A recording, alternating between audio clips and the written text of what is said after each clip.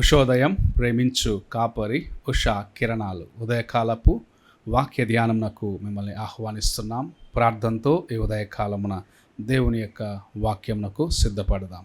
ప్రార్థన. మమ్మల్ని మిక్కిలిగా ప్రేమిస్తున్న పరలోకపు తండ్రి, ఈ ఉదయకాల సమయానికై వందనములు స్తోత్రములు చెల్లించుకుంటున్నాం. మమ్మల్ని ప్రేమించి మరి ఒక దినం నీ కృపచేత అనుగ్రహించిన విధానాన్ని బట్టి స్తోత్రములు తండ్రి. ఈ ఉదయకాలమున నీ వాక్యము చేత నాతోనూ మాతోనూ మాట్లాడు. వినగలిగిన చెవిని, నీ వాక్యము గ్రహించుకునే మనస్సును కలిగి నీ వాక్యం నాయన శ్రద్ధగా ఆలకించిన ఆయన మేము నాయన మా జీవితములో అభివృద్ధి పొందుటకు నీ కృపను అనుగ్రహించి ఆశీర్వదించమని యేసు పరిశుద్ధ నామమున అడిగి వేడుకుంటున్నాను పరమ తండ్రి, ఆమేన్. ఈ ఉదయకాలపు వాక్య భాగము కీర్తనల గ్రంథము మొదటి కీర్తన మొదటి 3 వచనములను చదువుకుందాం. కీర్తనల గ్రంథము మొదటి కీర్తన మొదటి 3 వచనములు. దుష్టుల ఆలోచన చొప్పున నడవక, పాపుల మార్గమున నిలవక, అపహాసకులు కూర్చుండు చోటను కూర్చుండక, యెహోవా ధర్మశాస్త్రమునందు ఆనందించుచు దివారాత్రము దానిని ధ్యానించువాడు ధన్యుడు. అతడు నీటి కాలువల యోరను నాటబడినదై ఆకువాడక తన కాలమందు ఫలమిచ్చు చెట్టువలే నుండును. అతడు చేయునదంతయు సఫలమగును. మనము చదివిన ఈ కీర్తనలో 2 మార్గములను గురించి కీర్తనాకారుడు చాలా తేటగా చెప్పటం చూడగలము. ఒకటి దేవుని బిడ్డలు నడిచే మార్గము, రెండవది దేవుని బిడ్డలుగా జీవించక తమ ఇష్టానుసారముగా జీవిస్తూ దేవుని యొక్క కృపకు దూరముగా ఉంటున్న వారి యొక్క మార్గము ఎలాంటిదో చెప్పటం చూడగలము. మొదటి వచనంలో మనము చూసినట్లయితే దుష్టుల ఆలోచన చొప్పున నడువక, పాపుల మార్గమున నిలవక, అపహాసకులు కూర్చుండు చోట కూర్చుండక, యెహోవా ధర్మశాస్త్రమందు ఆనందించుచు దివారాత్రములు ధ్యానించువాడు ధన్యుడు. అతడు నీటి కాలువోరనై నాటబడిన తన కాలమందు ఫలమిచ్చే చెట్టు వలె ఉండును అని దేవుని యొక్క వాక్యం సెలవిస్తున్నది. మొదటి మార్గము అనగా దేవునికి ఇష్టముగా నడిచి ధన్యతను కలిగి ఉండే మార్గమును గురించి మనము చూస్తున్నాం. ఈ మార్గములో నడిచే వ్యక్తి జీవితము దేవునికి చాలా ప్రీతికరముగా ఉంటుంది. మనము చూసినట్లయితే హెబ్రీ భాషలో దీనికి ఇషార్ అనే మాట వాడబడుచున్నది. దానికి అర్థము ధన్యత, ఆశీర్వాదము, సంతోషము, సరి అయిన మార్గములో నడవటము అని అర్థము, లేదా తిన్నని మార్గములో నడవటం అనే అర్థము కలిగి ఉంటుంది. మనము దేవుని యందు నడిచేవారిగా ఉన్న ఎడల దేవుడు మనల్ని నడిపించే మార్గము తిన్ననిది అయి ఉంటుంది. అనగా మనము నడవలసిన త్రోవను ప్రభు మనకు నేర్పిస్తూ ఉన్నాడు. బాలుడు నడవలసిన త్రోవను అతనికి నేర్పించమని సామెతల గ్రంథకర్త చెప్పటం మనం చూడగలం. అనగా తను నడవలసిన త్రోవను సరిగా నడిచినట్లయితే, అనగా నడిపించి ఆ ప్రారంభము చేసినట్లయితే తన జీవితము ఎంత ధన్యకరముగా ఉంటుందని ప్రభు మనకు ఈ కీర్తనలో చెప్పటం చూడగలం. దేవుని యొక్క మార్గములో నడిచే వ్యక్తి తాను ఆయనను వెంబడిస్తూ ఆయన యొక్క మార్గములో నడిచే జీవితము ఎంత ధన్యకరమైనదని చెప్పటం చూడగలము. అనేక సార్లు దేవుని మార్గములో నడవకుండగా మనల్ని తప్పు మార్గంలోకి, అనగా దేవునికి దూరముగా తీసుకొని వెళ్ళే మార్గంలోకి లాగే సమయంలో అనేక సార్లు మనము దానికి తల వంచేవారిగా లేకుంటే లోబడేవారిగా మారిపోతూ ఉంటాం. అలాంటి మార్గంలో వెళితే దేవుని యొక్క కృపను, దేవుని యొక్క సహాయమును మన జీవితంలో పొందుకొనలేము అని ప్రభు చాలా తేటగా సెలవిస్తూ ఉన్నాడు. అందుకే ప్రభు మనతో మాట్లాడుచున్నాడు. మొదటిగా మన యొక్క మార్గము ఎలాగుండాలి, నీవు నడిచే త్రోవ ఎలాంటిదిగా ఉండాలి అని ప్రభు జ్ఞాపకం చేస్తూ ఉన్నాడు. నీవు కూర్చుండే స్థలం ఎలాంటిది, నీవు నడిచే మార్గము, నీవు కూర్చుండే స్థలము ఎలాంటిది అని ప్రభు హెచ్చరిస్తూ ఉన్నాడు. మనము దేవునికి అయిష్టమైన కార్యము చేయొచ్చు, వ్యర్థమైన మాటలతో తమ సమయాన్ని గడిపే వారి దగ్గర కలిసి కూర్చొని ఉన్నట్లయితే మనము దేవుని యొక్క ఆ ప్రసన్నతను నిర్లక్ష్యపరుస్తున్నామని గ్రహించుకోవాలి. దేవుని యొక్క ప్రసన్నత లేని స్థలములో, వ్యర్థమైన మాటలు పలుకుబడుచున్న స్థలములో నీవు నేను కూర్చుండి ఉన్నట్లయితే అక్కడ ఎంత మాత్రము మనకు ఆశీర్వాదకరముగా ఏమీ ఉండదు.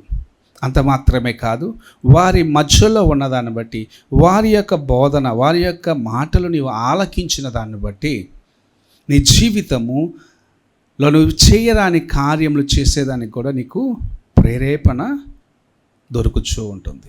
అందుకే ప్రభు మొదటిగా మనం ఏ మార్గంలో నడుస్తున్నాము, లేకపోతే ఏ మార్గంలో నడవాలని జాగ్రత్తగా పరీక్షించుకోమంటున్నాడు. నీవు దేవుని యొక్క మార్గము, ధన్యకరమైన మార్గము, తిన్నని మార్గములో నడిచినట్లయితే, అనగా దేవుడు నడిపించే మార్గం, ప్రభువైన యేసు నిన్ను నా యొద్దకు రా అని ఆహ్వానిస్తూ ఉన్నాడు. నేను నీకు జీవం ఇచ్చిన దేవుణ్ణి, అనగా నేను నీ కోసము సమస్తమును చేసి నిన్ను తండ్రి రాజ్యమునకు ఆహ్వానిస్తున్న నా మార్గమునకు రా, నేను నడిచిన త్రోవలో నడువు, నీ హృదయమును యథార్థముగా కాపాడుకొనుము అని మాట్లాడుచుంటే అనేక సార్లు లోకములో ఉన్న ఆకర్షణలను బట్టి నీవు నడవవలసిన త్రోవల నుండి ప్రక్కకు వెళ్ళి నీ జీవితంలో అనేకమైన పోరాటములకు స్థలమిచ్చే వ్యక్తిగా మారిపోతున్నావు. అలాంటి కార్యంలో నుండి, అలాంటి మార్గంలో నుండి ఈ ఉదయకాల సమయమున నీవు బయటకు రావాలి. లేకుంటే వాటికి దూరముగా ఉంటూ దేవుని యొక్క మార్గము, అనగా దేవుని బిడ్డలు నడిచే మార్గము, దేవుని యొక్క వాక్యమునకు నిన్ను నడిపించే మార్గమునకు నువ్వు సిద్ధపడాలని ప్రభు ఆశిస్తూ ఉన్నాడు. పాపులతో నీవు నడిచినట్లయితే వారు నిన్ను ఎక్కడికి తీసుకువెళ్తారు? వారు పాపము చేసే స్థలమునకు, వారు పాపమునకు ఎక్కడికైతే ఏడవబడుతున్నారో, ఏ మార్గంలో అయితే నడిచి పాపమున కోసము పరిగెత్తుచున్నారో ఆ మార్గంలో నిన్ను తీసుకొని వెళ్తారు. వ్యర్థమైన మాటలు మాట్లాడే వారి మధ్యలో నీవు కూర్చున్నట్లయితే, వ్యర్థమైన వాటి కోసము ప్రయాసపడుతూ, వ్యర్థమైన వాటిని హృదయంలో నింపుకుంటూ, పరిశుద్ధతను కోల్పోయి, దేవుని ప్రసన్నతను కోల్పోయిన అనుభవంలోకి నీవు దిగజారిపోతావు. అందుకే ప్రభు కీర్తనకారుడు రాసిన కీర్తనల మొదటి మాటలో మనల్ని చాలా జాగ్రత్తగా హెచ్చరిస్తూ ఉన్నాడు. అది మనకు ధన్యత, మనకు ఆశీర్వాదము, మనకు సంతోషము అనే మాటను ప్రభు నేర్పిస్తున్నాడు. ఏది?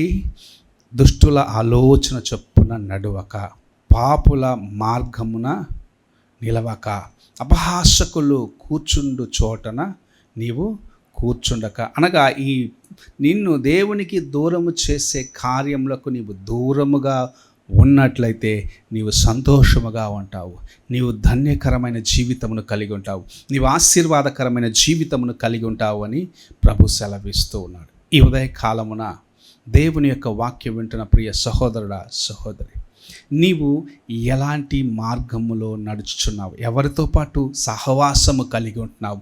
నీ జీవితంలో ఎలాంటి మార్గమును ఎన్నుకున్నావని ప్రభు ప్రశ్నిస్తూ ఉన్నాడు. ఉదయమునే లేచి వేటిని నీవు వెతుకుచూ ఉన్నావు? ఉదయమునే లేచి వేటి కోసము నీవు పరిగెత్తుచున్నావని పరీక్షించుకోవాలని ప్రభు నీతో మాట్లాడుచూ ఉన్నాడు. నీవు ఆయనను వెతుకుచున్నావా? ఆయన వాక్యము కోసము పరిగెత్తుచున్నావా? ఆయన వాక్యము కోసము ఆకలి దప్పిక్కుని ఉన్నావా? లేక లోకము కోసము, లోక కార్యముల కోసం వాంఛిస్తూ దేవుని సన్నిధిని నిర్లక్ష్యపరుస్తూ, ఉదయమునే లేచి దేవుని యొద్దకు ప్రభు నిన్ను ఆహ్వానిస్తున్నప్పుడు, నాతో సమయం గడపాలని ప్రభు నీ కోసము వేచి ఉన్నప్పుడు, నీవు లోకము కోసము నీ సమయాన్ని ఖర్చు పెట్టినట్లయితే నిన్ను సృష్టించిన ప్రభు ఎంత దుఃఖపడతాడో ఒక్కసారి నీ హృదయాన్ని పరీక్షించుకో. ప్రభు సెలవిస్తున్నాడు, ఈ ఉదయకాల సమయమున నీవు నడిచే మార్గమును, నీవు నిలిచే స్థలమును, నీ సహవాసమును పరీక్షించుకొని దేవునితో నడవటానికి ప్రయత్నించుము. నీ జీవితము ధన్యకరముగా ఉంటుంది. ప్రార్థన చేసుకుందాం. మస్తుతులకు ఆధారభూతుడు అయిన పరమ తండ్రి, ఈ ఉదయకాల సమయమున మాతో నీవు మాట్లాడిన విధానాన్ని బట్టి స్తోత్రములు చెల్లించుకుంటున్నాం. తండ్రి, మా బలహీనతల మధ్యలో కూడా మమ్మల్ని నీవెంతగా ప్రేమిస్తున్నావు. మేము నడవలసిన త్రోవను, మేము నిలవలసిన నాయన స్థలమును, మేము కూర్చుండే స్థలమును పరీక్షిస్తూ మమ్మల్ని నడిపిస్తున్నాయన. నీ రాజ్యమునకు చేరి ఆ ధన్యతనివ్వాలని ఆశిస్తున్నందుకు స్తోత్రములు చెల్లించుకుంటున్నాం. నీ వైపు చూసి నీ యందు నాయన స్థిరపడేదానికి, లోకమును లోక కార్యంలో నాయన మేము దేవా నిర్లక్ష్యపరిచి నీ వైపు చూసే కృపను మాకు అనుగ్రహించి ఆశీర్వదించమని యేసు పరిశుద్ధ నామమున అడిగి వేడుకుంటున్నాను పరమ తండ్రి, ఆమెన్. తండ్రి అయిన దేవుని ప్రేమ, కుమారుడైన క్రీస్తు కృప, ఆదరణకర్త అయిన పరిశుద్ధాత్మక సహవాసం ఎప్పుడును ఎల్లప్పుడూ తోడై ఉండి సదాకాలము నడిపించునుగాక. ఆమెన్.